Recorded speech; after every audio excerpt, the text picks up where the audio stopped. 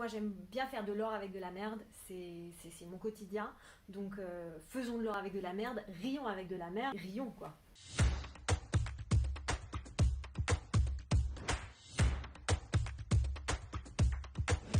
Une maladie auto-immune, c'est la conséquence d'un dysfonctionnement du système immunitaire. On a des anticorps dans le corps et tac, ils se retournent contre nos propres cellules. Il y a une intolérance de soi.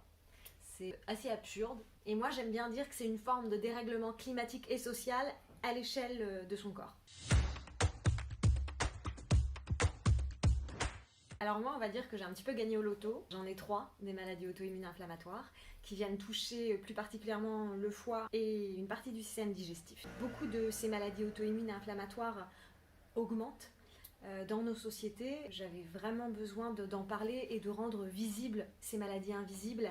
Alors oui, c'est une histoire vraie, ce qui donne d'ailleurs au spectacle son côté très documenté et très juste sur ce qu'on raconte, mais c'est aussi l'histoire de milliers de personnes, et c'est l'intérêt de la porter au plateau, c'est de pouvoir finalement leur offrir un espace de parole qu'ils n'ont peut-être pas dans la vie. Le mettre sur un plateau de théâtre, ça permet que les personnes parlent dans la bouche de Marie-Claire finalement de choses qu'ils vivent au quotidien et dont ils parlent peut-être pas très souvent.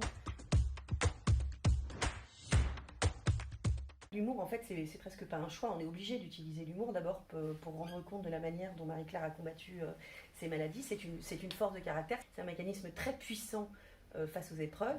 Et puis aussi, ça permet de rendre certaines choses audibles pour les spectateurs qui seraient beaucoup trop dures si on les faisait au premier degré. Oui, en gros, on se marre bien, quoi. C'est dur, mais on se marre bien.